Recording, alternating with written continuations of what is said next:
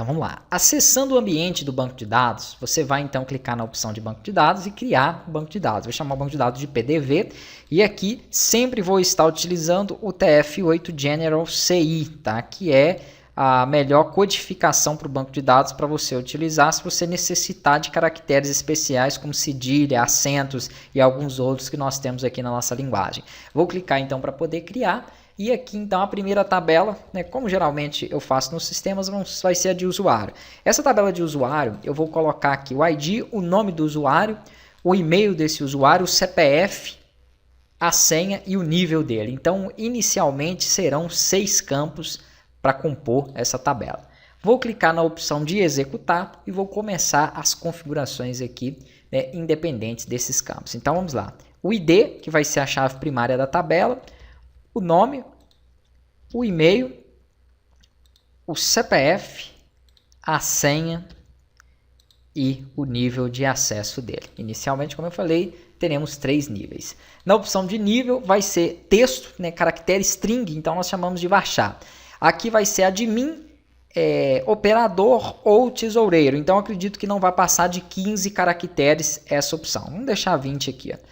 A senha também, eu não vou permitir uma senha maior que 20, então vai ser um varchar de 20. O CPF aqui, eu vou deixar um varchar também de 20.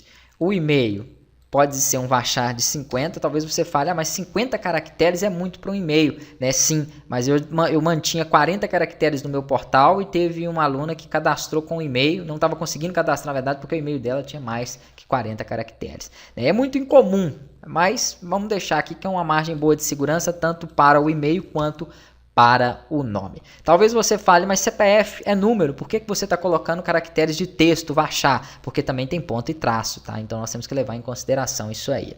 Aqui nós vamos configurar os campos.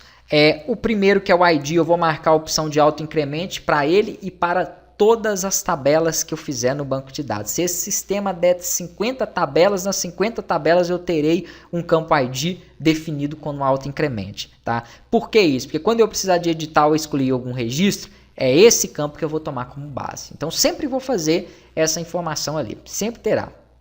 Aqui então, os demais eu vou manter, nenhum desses campos eu vou permitir que seja nulo. Vou manter então dessa forma. Todos eles vão ter que ser preenchidos quando um usuário for cadastrado. Vamos aqui clicar em guardar e pronto, a primeira tabela do nosso banco PDV, né, já está criada. Com isso, vamos voltar aqui por enquanto para o projeto e vamos criar 2 arquivos na raiz desse projeto. A raiz do projeto é a pasta PDV, tá? Então, botão direito, novo arquivo, dá um Ctrl S para poder salvar e chama ele de conexão.php.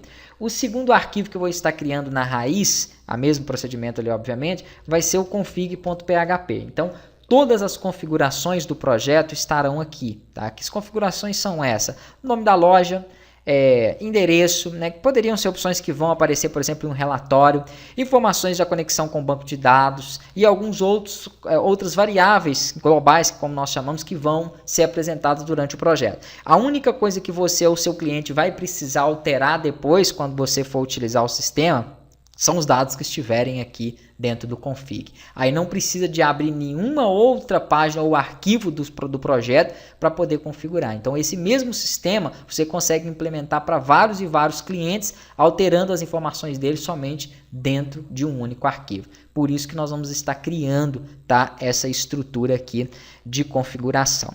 Para fazer uma conexão com o banco de dados, inicialmente, nós vamos precisar de algumas variáveis aqui dentro. Então vou abrir aqui um bloco PHP.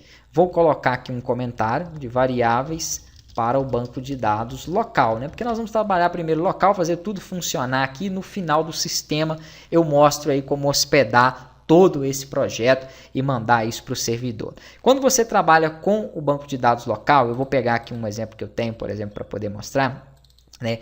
Esse é um sistema escolar, tá? Então no sistema escolar eu tive lá variáveis com o nome da escola, com endereço, tá vendo? Com telefone. São várias informações que apareceram em relatórios e em vários outros momentos do projeto. Então eu altero aqui, ele altera em tudo que tiver essas referências. E para banco de dados, que foi aquilo que eu acabei de fazer, eu crio aqui 4 variáveis, que é o servidor, o usuário, a senha e o banco, para que eu possa passar as informações de credenciais de acesso. Se você está trabalhando com XAMPP, conforme nós estamos fazendo aqui, o seu servidor sempre vai ser o localhost, o usuário que é padrão que vem nesses servidores é root, ele não possui senha, então você vai deixar vazio, e o nosso nome do banco de dados que nós acabamos de criar é PDV. Então são 4 variáveis. Ah, mas o que são variáveis? Eu não entendi para que você criou isso. Então é porque você não sabe nem o básico do PHP. Se você sentir dificuldade, é bom fazer antes o curso introdutório.